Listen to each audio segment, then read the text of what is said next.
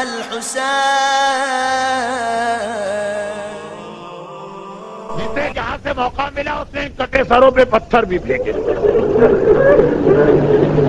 ان کٹے ہوئے سروں کے پیچھے یہ سیدانیاں،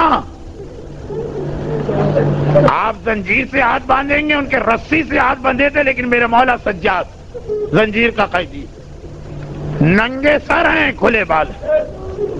مگر یہ سارا منظر دیکھا، کوئی اثر نہ ہوا.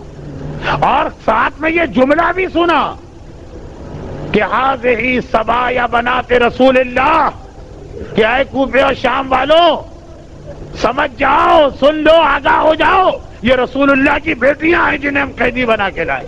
کوئی اثر نہ ہوا. مگر یہی کوفے اور شام کی عورتیں تھیں جو اوپر سے پتھر پھینک رہی تھیں، جنہوں نے ایک مرتبہ کھجوریں ان اونٹوں کی جانب اچھالی اور زینب کو کہنا پڑا کہ ہم پر صدقہ حرام ہے، ہم یہ کھجوریں استعمال نہیں کر سکتے. دیکھیے دو جملے، اس کے بعد مصائب آگے بڑھیں گے. کوفے اور شام کی عورتیں یہ نہیں کہہ سکتی کہ ہمیں نہیں پتا تھا کہ یہ خاندان رسول ہے، ہم نے سمجھا عام قیدی. پہلے منادی اعلان کر چکا ہے ہذہ صبایا بنات رسول اللہ، یہ رسول کی بیٹیاں ہیں، معلوم ہے.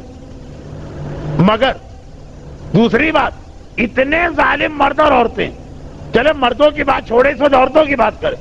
اور عورت نرم دل ہوتی ہے، عورت رقیق القلب ہوتی ہے، عورت دشمن کی پریشانی میں پریشان ہوتی ہے. مگر دل کتنے سخت تھے کہ اس حالت میں بھی پتھر پھینکے گئے، مگر پھر یہ کھجوریں کیوں برسائی گئیں؟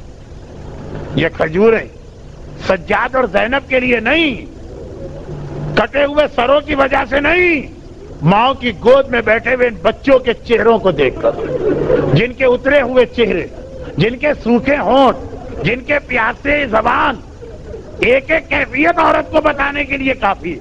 مرد شاید اتنی آسانی سے نہ پہچانے کہ کون بچہ پیاسا، عورت پہچان جائے گی یہ ماں کی گود میں بیٹھا ہوا بچہ یا بچی کئی وقتوں کے پیاسے.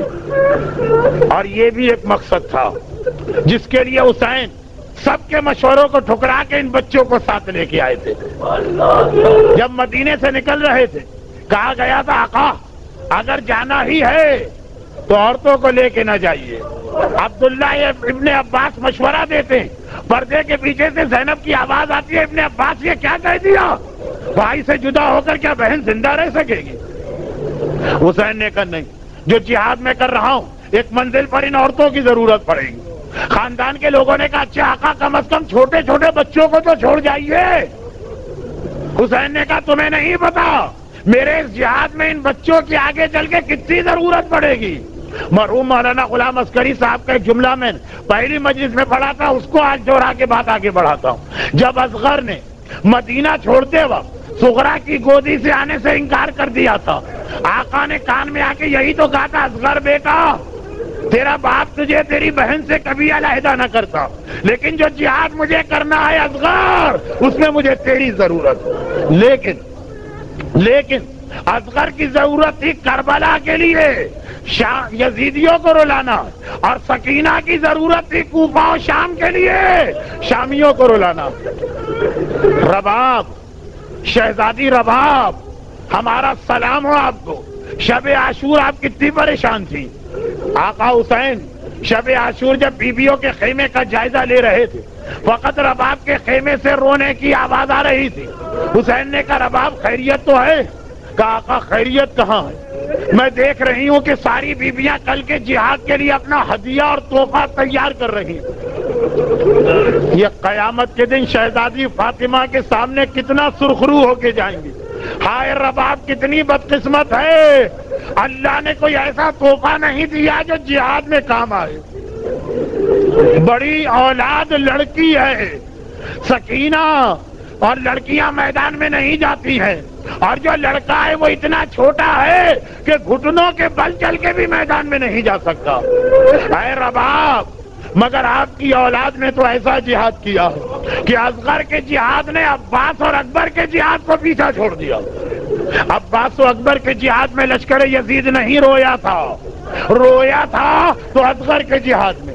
اور آپ کی سکینہ کے جہاد زینب و کلثوم کا جہاد اس کے پیچھے چھپ گیا، کیونکہ زینب و کلثوم کے جہاد نے کوفی اور شامی عورتوں کو ایسا نہ بدلا جیسا سکینہ کے پیاسے چہرے اور سوکھی زبان نے ان ظالموں کے دل میں رحم پیدا کیا۔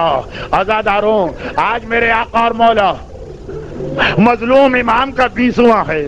جب 20ویں کا دن آتا ہے، خاندان کے افراد، گھر کے افراد، مرنے والے کے وارث کس طرح اپنے مرنے والے کو یاد کرتے ہیں، کس طرح سے اس کے نام پہ دسترخوان سجایا جاتا ہے۔ ہائے وہ زینب کیا کرے کہ 20واں ہے مگر دونوں ہاتھ پسے گردن بندھے ہیں۔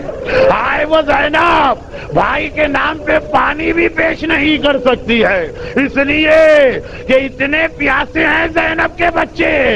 پانی کہاں سے آئے کہ کسی فقیر کو دیا جائے، غذا کہاں سے آئے کہ کسی یتیم کو دی جائے۔ ہائے زینب کے اپنے بچے اتنے پیاسے ہیں کہ آخری جملہ شاید 20ویں اور 10ویں اور 30ویں میں آپ سنتے ہوں، راہ شام۔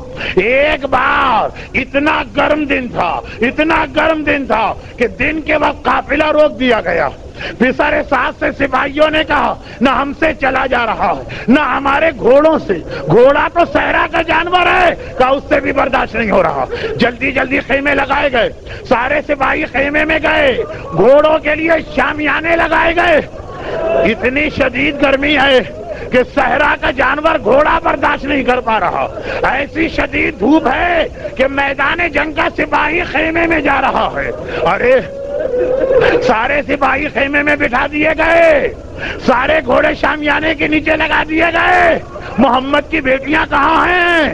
حسین کے یتیم بچے کہاں ہیں؟ شمر کا حکم آیا محمد کی بیٹیوں کو اسی جلتی ریتی میں بٹھاؤ، ننھے بچوں کو اسی جلتے سورج کے نیچے بٹھاؤ۔ عزاداروں، جو گرمی گھوڑے سے برداشت نہ ہو، جو سورج میدان میں لڑنے والے سپاہی سے برداشت نہ ہو، ہائے سکینہ، ہائے رباب، ہائے زینب، ہائے بیمار امام سجاد۔ خالی یہ نہیں، سپاہی بے چین، گھوڑوں کی زبان پیاس سے لٹک آئی۔ شمر نے اپنی نگرانی میں کہا پانی پلاؤ۔ ایک مرتبہ پانی پلانا شروع کیا، سکینہ نے پانی کی مشق دیکھی۔ پھوپھی اماں، میں کربلا سے پیاسی چلی آ رہی ہوں، کیا یہاں مجھے پانی مل سکتا ہے؟ کیا اجازت ہے میں جا کے پانی کا سوال کروں؟ چونکہ حسین نے بھی پانی کا سوال کیا تھا تو زینب کو پتا تھا پانی مانگنے میں قباحت نہیں، کہا بیٹی جا۔ سکینہ آگے آئی، اے شمر سپاہیوں کو پانی دے رہا ہے، چند قطرے مجھے دے سکتا ہے؟ ارے شمر کو منع کرنا تھا، منع کر دیتا، ظالم نے منع بھی نہ کیا، کہا ہمارے ساتھ چلنا ہوگا۔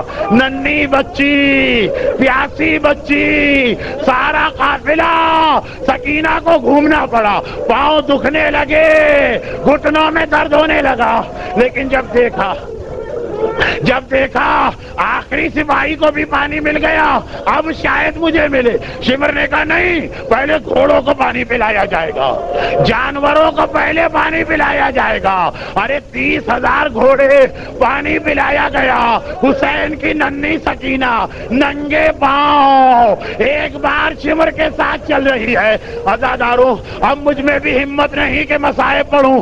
آخری جملہ، آخری گھوڑے نے پانی پی لیا، اب تو مجھے پانی ملے گا۔ شمر نے کہا سکینہ ذرا ہاتھ بڑھانا۔ سکینہ نے ہاتھ نہ بڑھائے، حسین کی بچی ہاتھ نہیں پھیلا سکتی۔ شمر نے مشق کا منہ کھولا، سکینہ کے برابر ساری مشق جلتی ریتی میں ڈال دی۔ سکینہ دنیا پانی پانی ہو جائے، جانوروں کو پانی ملے، حسین کے بچوں کے لیے پانی نہیں ہے، تجھے پیاسا رہنا پڑے گا۔ بھائی یہ منظر دیکھنا تھا۔ ایک بار وہیں کھڑے کھڑے سکینہ نے فرات کا رخ کیا، چچا عباس ذرا یہاں آ کے دیکھ، ہائے تیری سکینہ پہ کیا ظلم ہو رہا۔ ماتم حسین۔ السلام علی الحسین